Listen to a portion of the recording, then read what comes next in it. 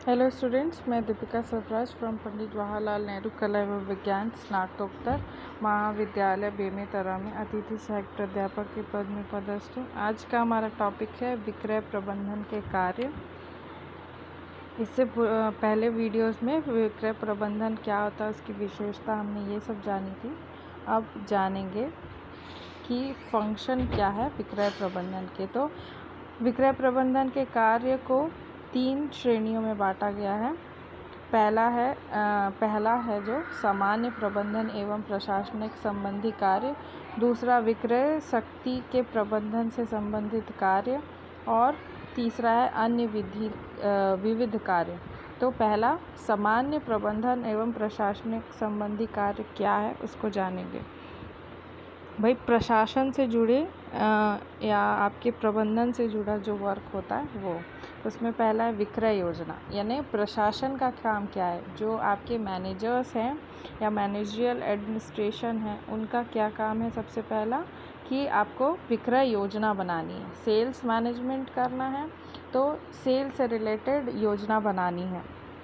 विक्रय प्रबंध में संस्था के उत्पादों व सेवाओं की बिक्री के लिए एक समग्र योजना बनाना है आपको कि आप किस मूल्य से किस क्षेत्र में कैसे विक्रेता को किस उनकी आवश्यकताओं के अनुसार या क्या साधनों का आप निर्धारण करें, किस टाइप से आपको सेल्स करना है, कैसे सेल्स करना है, किस प्राइस में सेल्स करना है, आप उसको प्लान करोगे। हम अच्छे से जानते हैं कोई भी काम करने से पहले हम योजना बनाते हैं।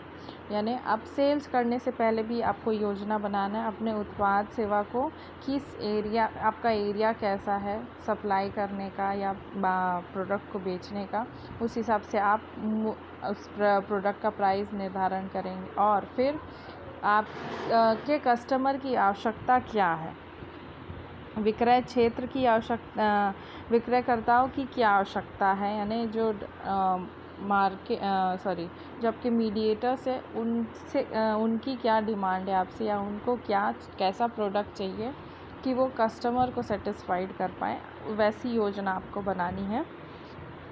क्योंकि भाई विक्रय प्रबंधन विक्रय अधीन होता है, विक्रयकर्ता के अधीन होता है। तो विक्रयकर्ता जैसा चाहेगा या विक्रेता जैसा चाहेगा, आपको वैसा योजना एक तरह से बनाना है। दूसरा है विक्रय लक्ष्य, यानी सेल्स के लिए आपको अब एम डिसाइड करना है। तो विक्रय प्रबंधन विक्रय लक्ष्यों का निर्धारण करके ही विक्रय योजना बनाते हैं। यानी एक तरह से पहले हमारा कोई भी योजना कब बनता है, हम पहले लक्ष्य डिसाइड करते हैं कि हमको किस लक्ष्य को भेदना है, फिर उसके अनुसार हम योजना बनाते हैं ना। अर्जुन को भी जब कहा गया था कि आपको पेड़ में चिड़िया बैठी है उसकी आँख में तीर चलाना है, या जो मछली है उसकी आँख में तीर चलाना है, तो पहले वो लक्ष्य को बताया गया, उसके बाद उस योजना के तहत उन्होंने वो काम को पूरा किया। वैसे ही हमको भी सेल्स करना है, तो सेल्स के लिए पहले किसको टारगेट करना है वो लक्ष्य निर्धारित करेंगे, उसके बाद हम अपना योजना उस तरीके से बनाएंगे। भाई, जो लक्ष्य है, विक्रय लक्ष्य है, वो अलग अलग प्रकार के हो सकते हैं, उसके अनुसार आपकी योजना तय होनी चाहिए। बाज़ार भाग कैसा है, या विक्रय संवर्धन, विक्रय मात्रा आदि संबंधी जो बातें हैं वो सब आपको सोचकर अपने लक्ष्य को निर्धारित करके अपनी योजना को बनाना है, लक्ष्य निर्धारित करके अपनी योजना को बनाना है। तीसरा है विक्रय नीति एवं विक्रय शर्त। भाई, विक्रय प्रबंधन संस्था के लिए सामान्यतः विक्रय नीति व निर्णय करता है या नीति का निर्माण करता है, जो कि बाजार दशाओं, प्रतिस्पर्धा, भावी विकास आदि घटकों को ध्यान में रखकर बनाई जाती है। यह बिक्री की शर्तें जैसे साख, सुपुर्दगी, मूल्य भुगतान, माल वापसी, टूट फूट, बट्टा कटौती, मतलब जितनी भी आपकी सेलिंग से रिलेटेड जो फैसिलिटीज़ आप देते हैं उसके नीति और नियम को आपको बनाना है। नेक्स्ट है विक्रय बजट। अब भाई आपने नीति बना ली, शर्तें बना ली, अब आपको क्या है, अपने बजट को निर्धारित करना है। आपकी आर्थिक स्थिति कैसी है, उस अनुसार हमारा बजट डिसाइड होता है कि हम कितना खर्चा करेंगे अपने सेलिंग के लिए,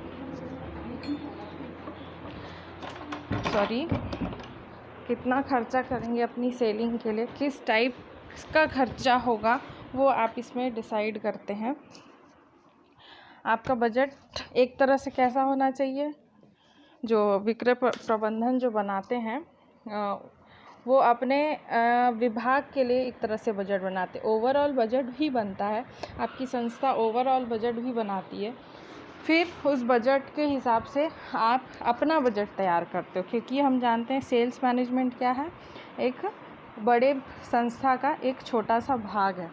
तो वहाँ के हिसाब से आपको अपना बजट तैयार करना, क्योंकि आपको अपना एक्सपेंसेस मालूम है, तो आपको उसका निर्धारण करना है। फिर उस व्यय के अनुसार ही आपको समस्त जो आपके विक्रय क्रिया हैं उसको सुचारू ढंग से करना है।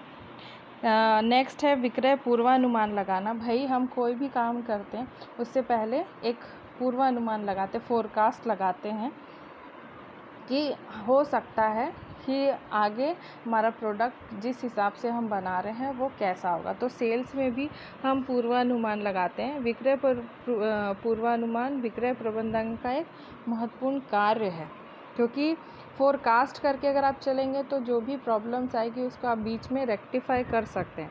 इसके अंतर्गत विक्रय को प्रभावी करने वाले तत्व जैसे उत्पाद की मांग, प्रतिस्पर्धा, बाजार दशाएं, प्रतियोगिता, उत्पाद का मूल्य व किस्म, ग्राहक रुचियाँ, क्रय शक्ति, भावी उत्पाद आदि का पूर्वानुमान लगाना ज़रूरी, क्योंकि नए ट्रेंड्स आते हैं, तुरंत आपको नए नए कॉम्पिटिटर्स मिलेंगे, प्राइस में इफ़ेक्ट होगा, आपके प्रोडक्ट की डिमांड बढ़ेगी घटेगी। एक तरह से आपको पूरा पूर्वानुमान लगा के चलना है, तभी आप एक अच्छे मैनेजमेंट कर पाएंगे। क्योंकि कंडीशंस क्या होती है, जो आपके इंटरनल कंडीशन है आप उसको कंट्रोल कर सकते हो, लेकिन जो एक्सटर्नल कंडीशन है या जो बाहरी तत्व हैं वो बिन बताए आते हैं। क्योंकि आप जानते हैं जब भी मेहमान आता है हमको एक तरह से बिन बताया आता है। जो घर में है वो आपको मालूम है कैसा है क्या है, लेकिन जो बाहर से आता है उसको जानने के लिए आपको समय लगता है। तो उसके पहले ही अगर आप तैयार रहेंगे तो आप बाहर से आने वाले तत्वों को भी कंट्रोल कर सकते हैं, इसलिए पूर्वानुमान लगाना ज़रूरी है। नेक्स्ट है विक्रय संगठन। विक्रय संगठन एक तरह से आप कह सकते हैं कि जो विभाग है उसमें जो संगठन संरचना तैयार की जाती है, यानी कर्मचारी और विक्रेता के जो कार्य हैं, अधिकार हैं, उनको आप बांट दीजिए या उनको बांट दीजिए। जो आपके संगठन में है, मैनेजमेंट में क्या होता, संगठन में क्या होते हैं, अलग अलग लोग होते हैं, लोगों का समूह ही है संगठन। उस संगठन में आप उनके अनुरूप या जो लोग जिस काम के लिए आपने रखा है उस काम के लिए उनका उत्तरदायित्व, उनका जो दायित्व है, उनके जो कर्तव्य हैं उनको सौंप दीजिए, तभी तो वो ईज़िली आपके काम को कर पाएंगे। तो विक्रय संगठन में आप क्या करेंगे, अपने संगठन के साथ जो है एक तरह से आपको बहुत अच्छे बिहेवियर करना, उनको मोटिवेट करना है। और साथ में अगर आपके मैनेजमेंट में अच्छा समन्वय है, कोऑर्डिनेशन है आपके संगठन में, तो आप क्या कर सकते हैं, बाकी जो और मैनेजमेंट के जो डिपार्टमेंट्स हैं उनके साथ भी आप एक अच्छा समन्वय बैठा पाएंगे। तभी तो आप अपने आपका मेन गोल है उस तक आप पहुंच पाएंगे। नेक्स्ट है अभिप्रेरणा यानी मोटिवेशन। जैसे संगठन में अलग अलग लोग हैं, अलग अलग लोगों की अलग अलग रुचियां होती हैं। तो कई चीज़ें होती है कि कई इंटरनल एक्सटर्नल फैक्टर के कारण वो व्यक्ति जो आपके संगठन के लोग हैं, आपके कर्मचारी हैं, कई बार डीमोटिवेट्स हो जाते हैं या फिर उनसे मिस्टेक्स होने लगते हैं। तो उनको आप मोटिवेट करिए। आपका मोटिवेशन एक वित्तीय से भी हो सकता है या फिर गैर वित्तीय भी हो सकता है, यानी फाइनेंशियली या फिर नॉन फाइनेंशियली, दोनों तरीके से आप उनको मोटिवेट कर सकते हैं।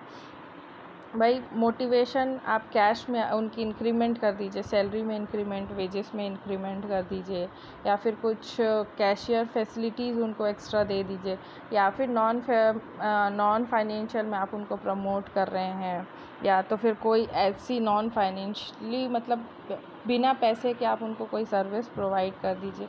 तो उनसे क्या वो मोटिवेट होते हैं। मोटिवेशन के साथ अगर आप अगर उनके काम को आप इनिशिएट करेंगे तो आप हो सकता है नेक्स्ट टाइम वो आपको और अच्छा से और अच्छा काम करके दें। तो ये है मोटिवेशन। लास्ट है विक्रय नियंत्रण। अब कंट्रोल भी ज़रूरी है भाई। आपका जो विक्रय है वो क्या है, एक तरह से कंटिन्यूस चलने वाला प्रोसेस है, वो रुकता नहीं। लेकिन उस कंटिन्यूस प्रोसेस में कई बार बहुत सारे प्रॉब्लम्स भी हमको देखने पड़ते हैं। तो जैसे कि विक्रय की मात्रा, विक्रय व्यय, विक्रय लागत, लाभ, भेंट, विक्रेता की प्रक्रियाएं आदि सम्मिलित होती हैं इसमें। तो ये सब जो क्रियाएं हैं उसमें आपको कंट्रोल करना ज़रूर, क्योंकि ये कंटिन्यूअस चलता है। कोई भी मैनेजमेंट क्या है, एक तरह से कंटिन्यूअस प्रोसेस है। तो उस कंटिन्यूअस प्रोसेस में आप जो प्रॉब्लम्स झेल रहे हैं उसको अगर आप सॉल्व नहीं करते जाएंगे तो आपका प्रॉब्लम और बढ़ते जाएगा। आप किसी रस्सी में एक गांठ आ गई है, उसको खोलने के बजाय और दूसरी गांठ बांधते जा रहे हैं एक तरह से। मतलब गलती पे गलती करेंगे तो उसका बाद में सॉल्यूशन निकालने से कोई मतलब नहीं। तो जब गलती हो रही है, जब आपसे मिस्टेक्स हो रहे हैं, तुरंत उसको रेक्टिफाई करिए, तुरंत उसको सुधारिए। तो क्या होता है, आपकी जो प्रॉब्लम्स हैं उस प्रॉब्लम से आप सीखते भी जाते हैं। जो प्रॉब्लम एक बार आई है दोबारा वो आपके पास नहीं आएगी। कई बार होता है कि आपका डिमांड नहीं हो रहा है प्रोडक्ट में, या फिर आप टाइम से सप्लाई नहीं कर पा रहे हैं। तो आपके प्रोडक्ट की डिमांड है लेकिन सप्लाई अगर नहीं हो पाएगी तो आपका डिमांड ऑब्वियस है कम होते जाएगा। तो जितना ज़्यादा डिमांड है तो उतने अच्छे तरीके से आपको सप्लाई करना है। कई बार क्या होता है कि जो सेल्स एक्सपेंसेस है वो उसमें कोई हमको दिक्कत आ गई, तो उसके लिए जो जो भी सॉल्यूशंस है उस सॉल्यूशंस के साथ आपको चलना है। तभी आप एक अच्छे मैनेजर कह पाएंगे या फिर अच्छा मैनेजमेंट कर पाएंगे। तो ये थी आपके पहला प्रशासनिक संबंधी कार्य जो ये विक्रय प्रबंधन में किया जाता है। Thank you. Be safe, be healthy, sorry for the mistakes.